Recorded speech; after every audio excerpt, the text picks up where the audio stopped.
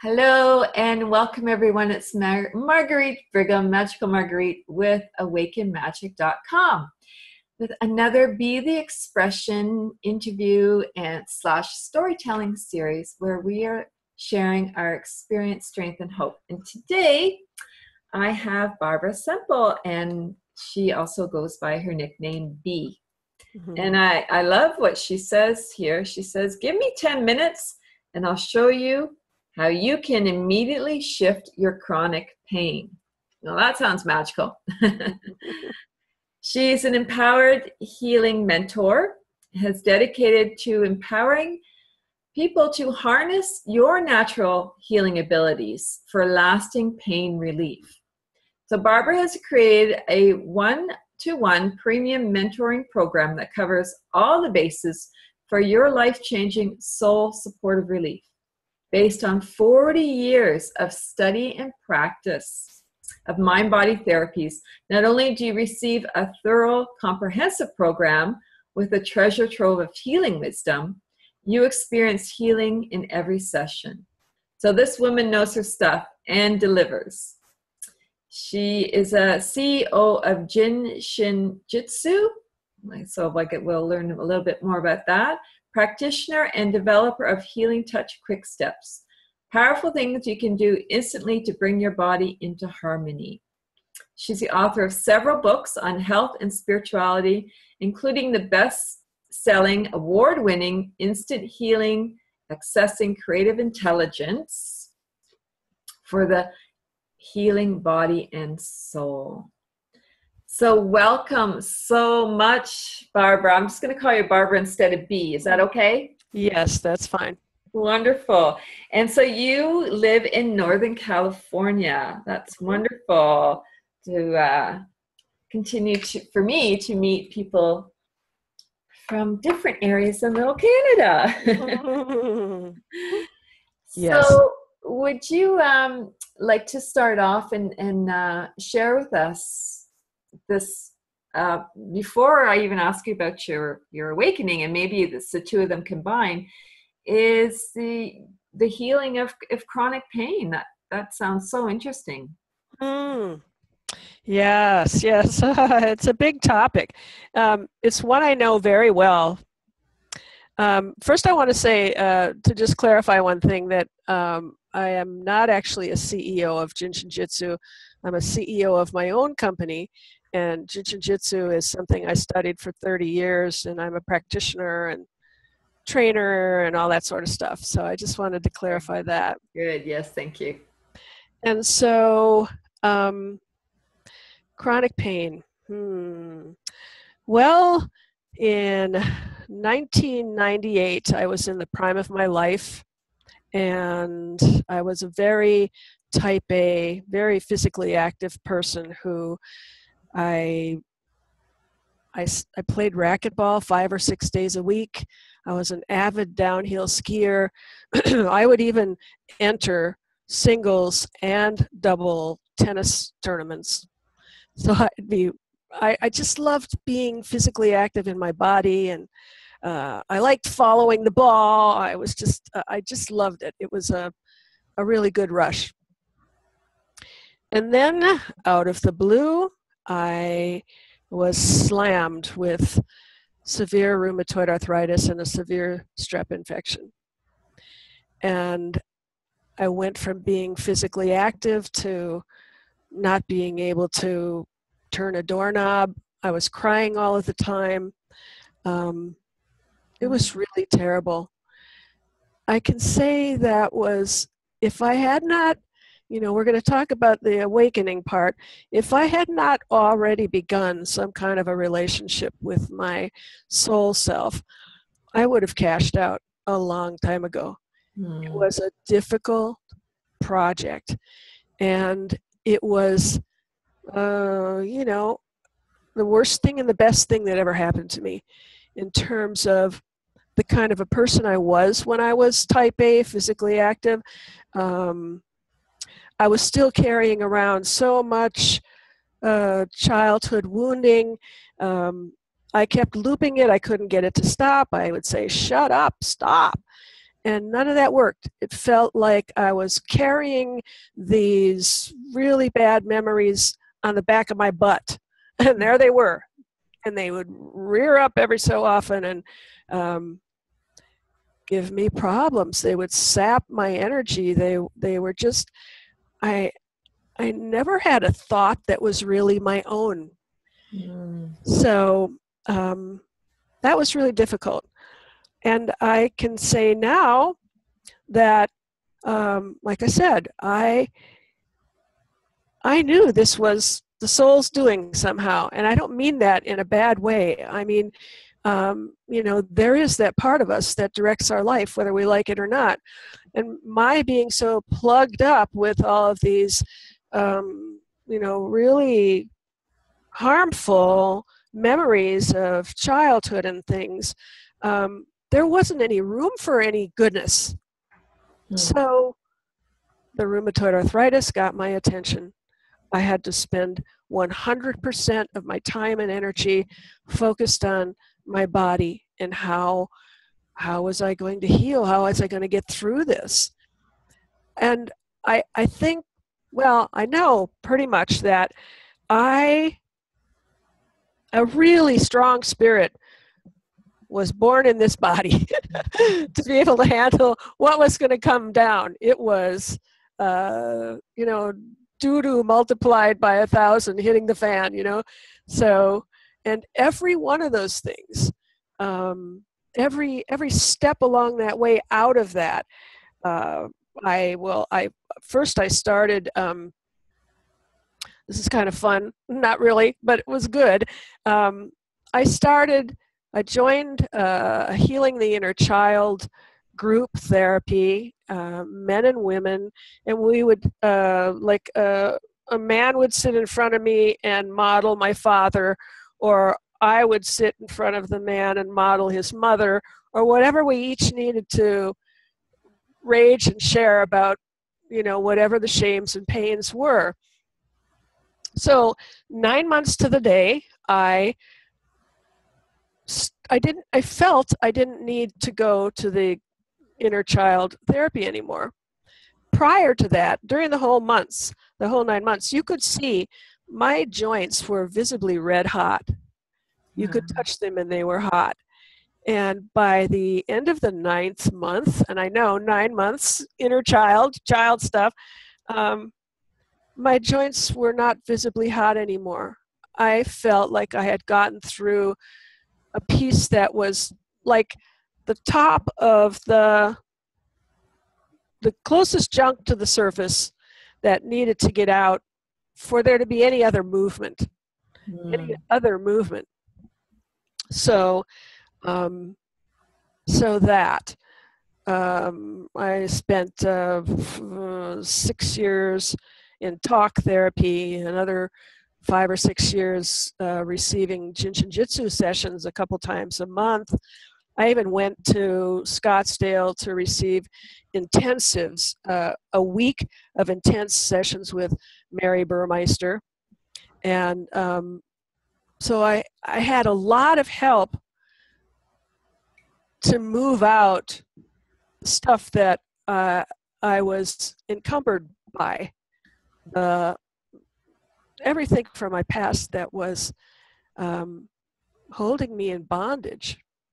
So you can see where this was a really good thing.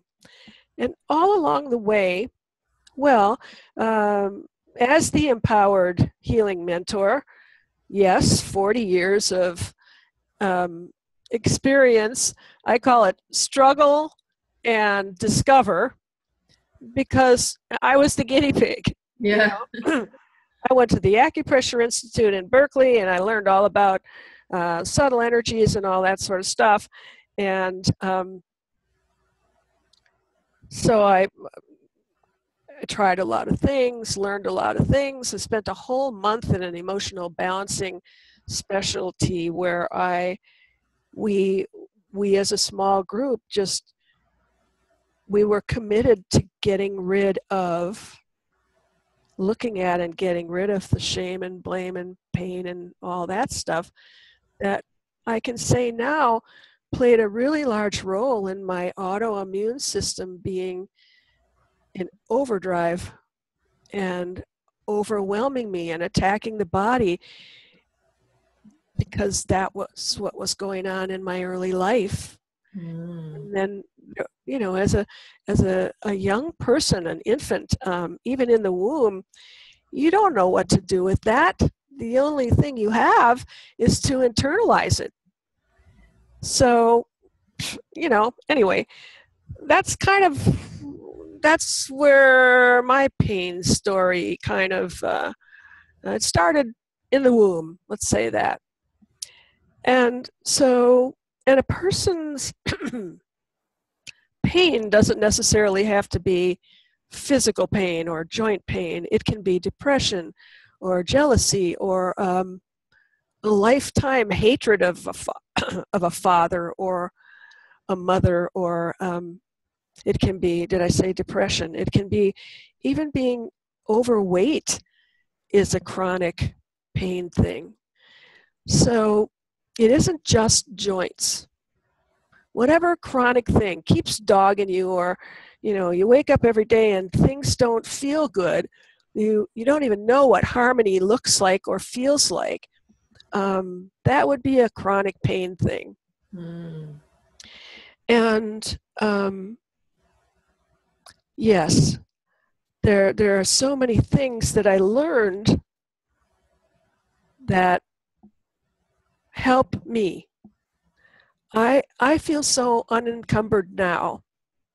I've made peace with my father, my mother made peace with all my ancestors, and it seemed like all the stuff that was dogging me was theirs. None of it was mine. Wow. So I knew when I was releasing something from a grandfather, or, you know, this or that, which was kind of cool to have that presence of mind, you know. Definitely. And so I don't know if does that help in terms of, you know, what is chronic pain? And the big news is there is so much a person can do without lifting a finger. You know, here's one thing that I say to people.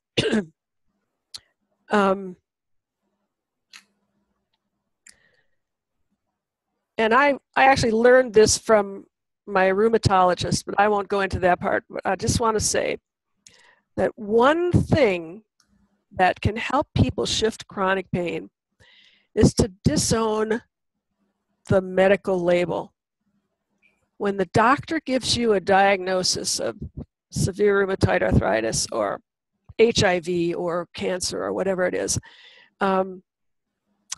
leave that label at the doctor office door and shift into, first of all, what I mean by owning it is when people say, oh, my sciatica or my cancer or my sore throat, or you get the picture? Yeah. They're owning it.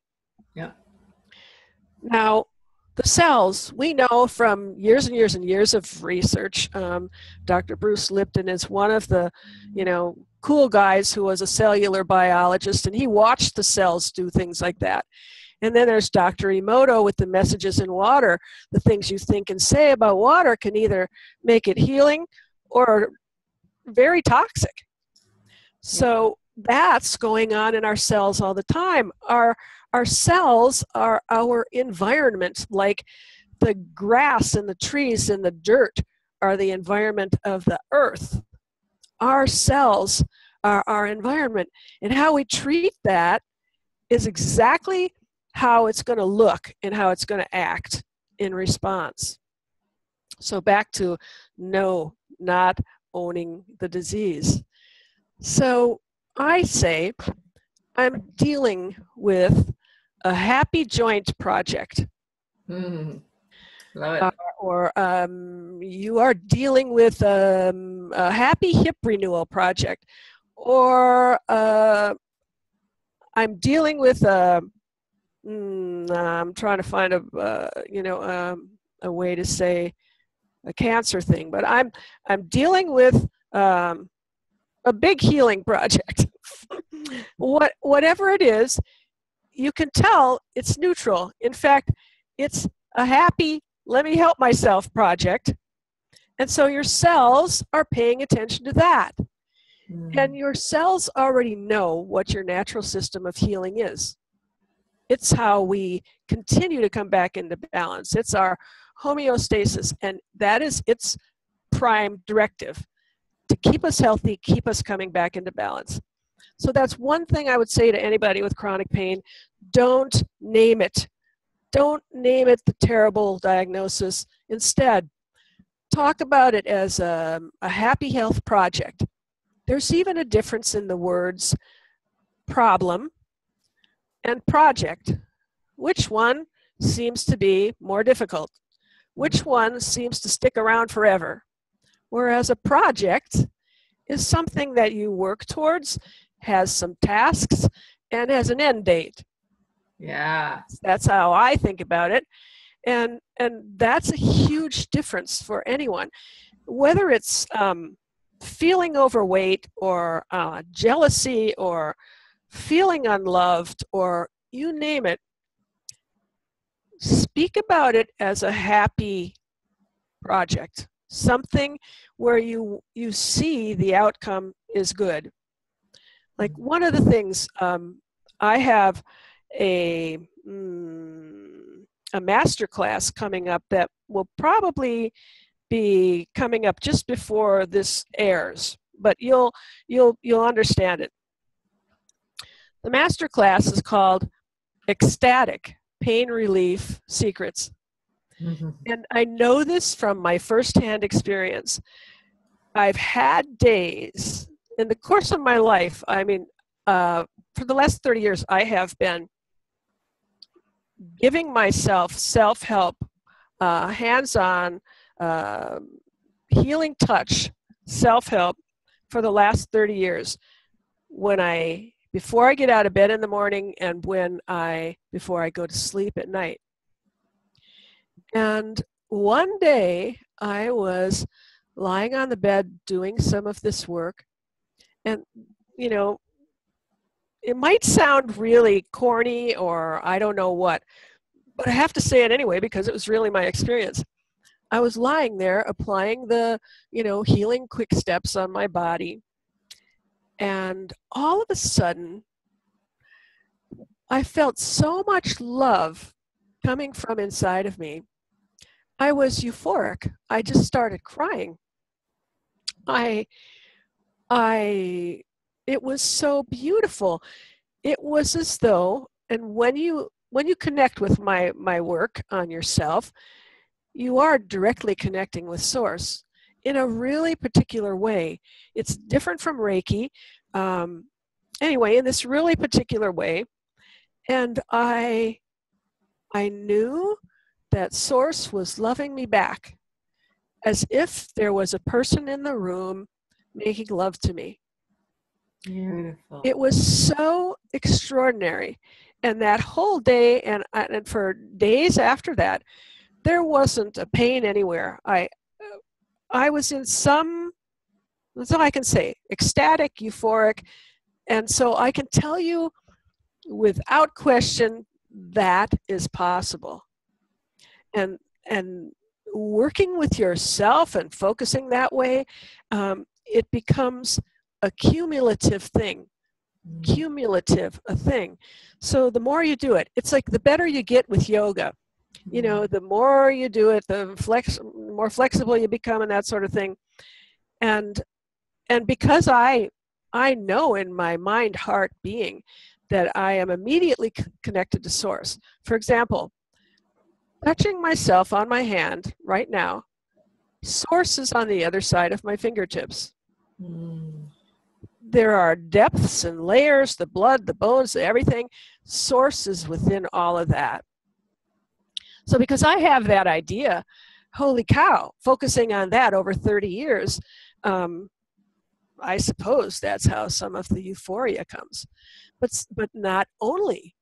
There was a man that came to me years ago, and I'm really passionate about this, so you'll have to stop me if you want me to talk about something else. Yeah. There was this guy who called me one day, and he said,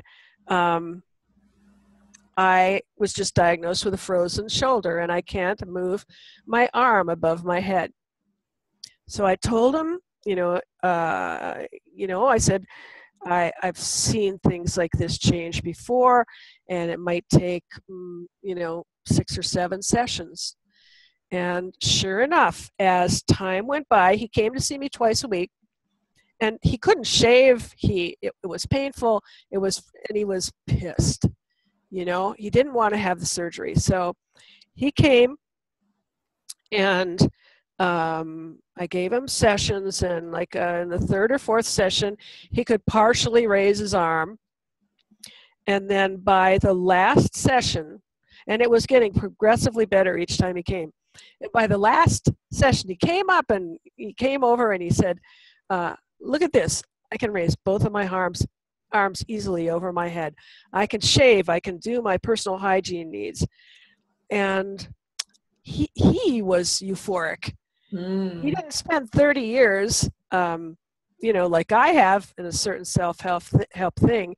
He went right to it. We went right to it in healing sessions, and he was ecstatic. He was euphoric. He was so amazed by that. So you don't need 30 years. Yeah. And the same thing when you have a good exercise program or something like yoga, there is a cumulative effect. Like I work out at a warm water pool, and if I don't go for a couple of weeks, my body says, uh-oh, we're not as fluent as we were. Yeah. So there is something to that. So I think that's true about anything. And this is a really good way to, even, early in the 80s, maybe the late 70s, there was a lot of talk about the healing the inner child. Like John Bradshaw was the father of healing the inner child stuff. And one thing he said made so much sense to me. He said, fake it till you make it. So if you have the desire for some ecstatic, euphoric healing touch, quick step help, fake it till you make it, knowing you're going in that direction, knowing that you're in a connected relationship with Source. And that's beautiful. I guess that's what I want to say about that. Wow. And, I just commend you for, all those years sticking with it and being here and taking responsibility. How many people don't go in and dive into that deep, dark work, right? Yeah. They just work on it. They stuff it, as you said, with food or addictions or something else. And yeah. It is the road less traveled. Maybe not so much anymore. Now people are waking up, but the only way through it is, the only way through it is to walk. Walk through it. I mean, or you can let the body. You can ignore it and let the body become more miserable. The pains become louder. They become deeper and more difficult challenges. Yeah. And the other thing about it too is, when, I'm of an era, the 60s, and there were a lot of other people who were struggling with, parents not liking what they were doing or that sort of thing.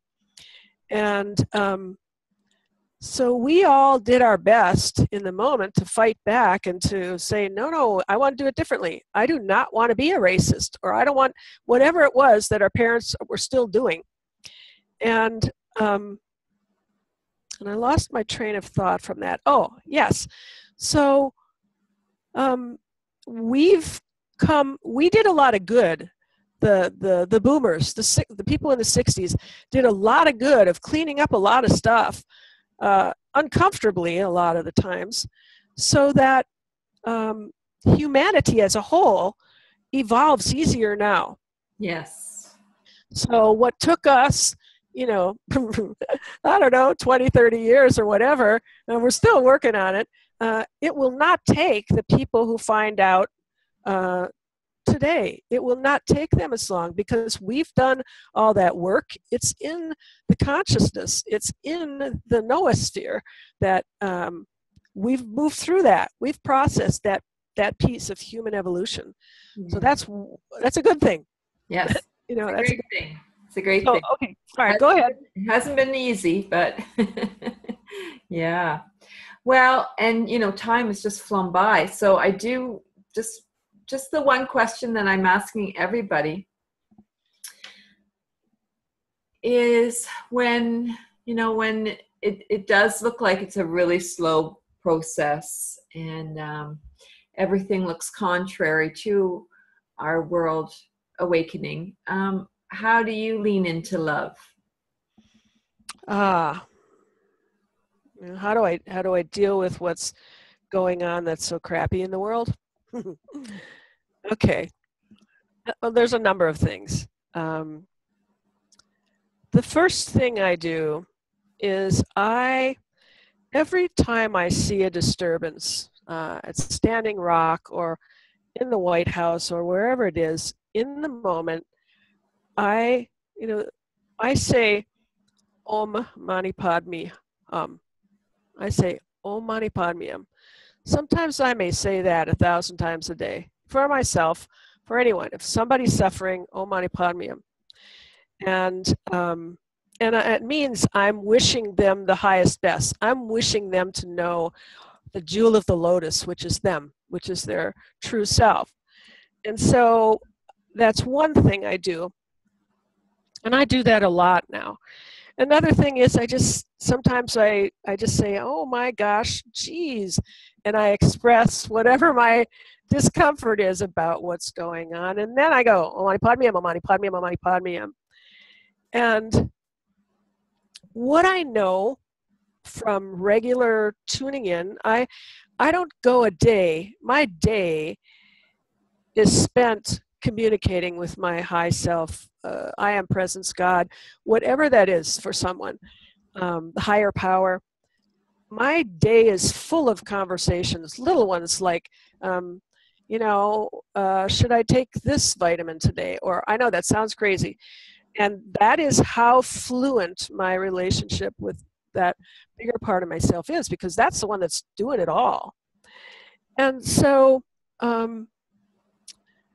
there's something I wanted to say about that. Oh, yeah. I know that every one of these bad things that shows up, becoming with the president who wants isolationism or whatever bad thing shows up on the news,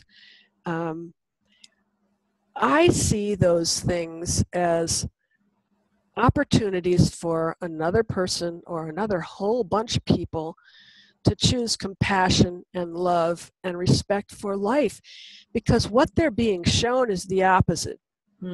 Just like, when my dad was da-da-da, or, so-and-so was da-da-da, that person's adversity told me I don't want to be that way. In fact, I'm happier being sensitive and compassionate and loving. I love to love. So that's what I would say. Every time a bad thing shows up on TV, and yes, every time there's a group of people that get killed or any of that, I always wish them Om Mani Padme Hum.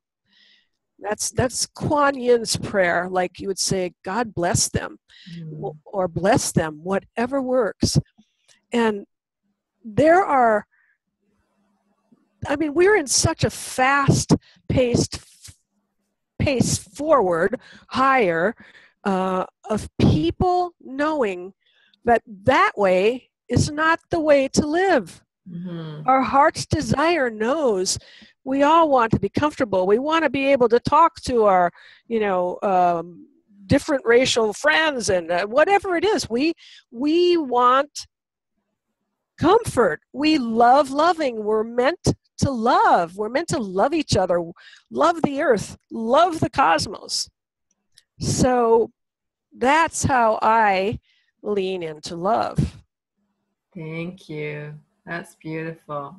And I'm glad that you mentioned that it's Kuan Yin's mantra. Yeah. She's the goddess of compassion and mercy. And yeah, we just have to call out to her. So that's a great reminder. 1,000 times a day if necessary. Yeah. You know, I think the Buddhists say that Kuan Yin came from one tear, a T-E-A-R, one tear from the bigger Buddhist deity Avalokiteshvara. And in fact, there's no, they're synonymous with each other, Avalokiteshvara and Kuan Yin. So, Yeah. yes, every time you wish somebody to be free of suffering and happy, that's Kuan Yin speaking. That's and it's very powerful when you do that. I mean, even getting a little tiny Kuan Yin and keeping it on your desk or something, and or near the near the TV where you watch TV, and just put that little statue of Kuan Yin in your hand, and know that she's connected to your power because she's touching your skin. And then when you send it out, it's amplified. It's not like you're just asking some deity out there to help the world. You are sending it out through your own energy. Beautiful. I love that. I love that. And we've gone just a little bit over, but that's okay. This was so rich, so rich. Thank you so much. Okay, so now do we need to say the link? Yeah, I was just going to say, yeah. Yes, yes. People find you and... Yes.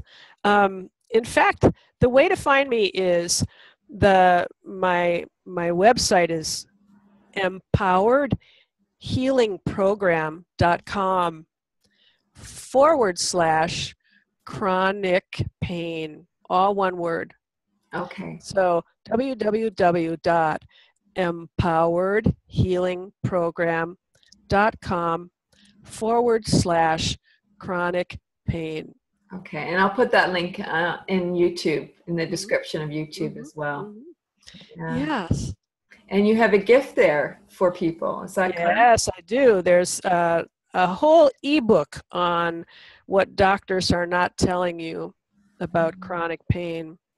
So that's a lovely place to start to get to know me. There's some pictures in there of me. There's a picture of this rolling walker that I used for years because I couldn't get up or down off the toilet without somebody helping me. And then there's me in my kayak in front of the mountain. And there's me, downhill skiing. And so, cross-country skiing. So you get to see this real person who transformed and who awakened, and I continue to awaken. I love my life, and I'm planning to have a knee replacement surgery, and you think, oh my God, I trust myself so much. In fact, I've asked so many times in guidance, do I really need to do this? Yes, you really need to do this, so that I can stand on my own 2 feet well, and I can be out there speaking to people and all of that. So I'm very, very happy. And as I said, this could even be, a desire to have that. I feel completely unencumbered, in that, some people might think they've got all these things they need to do before they die, or clean up this stuff, or clean up that stuff. And getting to the place where you do something every day or twice a day, it helps you get to that place where you could die in a moment and you'd be okay. Feeling unencumbered is a really positive outcome. Yeah, freedom. Wow. Well, thank you so much for showing up and doing the work, and now wanting to turn around and lend a hand and help others. That's just beautiful. And for coming here and sharing your wisdom and your experience, strength, and hope. So thank you so very much, Barbara. Thank you. It's been a real pleasure. Wonderful. And if anyone else has a story that they'd like to share and be interviewed, you can join us at awakenmagic.com. And we'd love to hear your story, strength, and hope as well.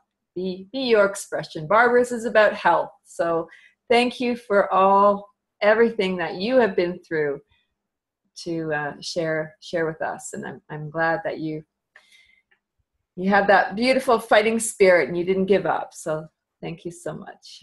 Thank you. Bye now. Bye.